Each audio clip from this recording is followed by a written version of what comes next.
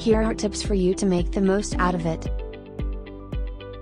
Black Friday falls on November 25th, and it's followed by Cyber Monday on November 28th for this year. Tip number 1. If you're looking for the best killer deals, stay up late the day before Thanksgiving to check for online sales starting at midnight. Tip number 2. Search for the Black Friday deals online ahead of time.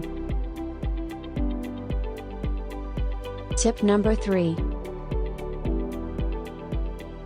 Make a list of what you want to buy. This will help you focus on the deals that you need when it's time to start shopping. Tip number 4. Research the gadgets that you want to buy and compare them. Generally, Black Friday deals are the best we see all year. With your research, you will know if it is a real deal. Tip number 5. If you go online for an offer, keep your eyes on the store's website. Go on it and hit refresh. Be on the lookout for the Black Friday banners.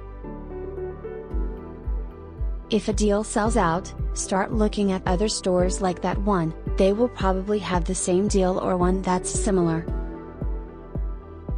Tip number 6.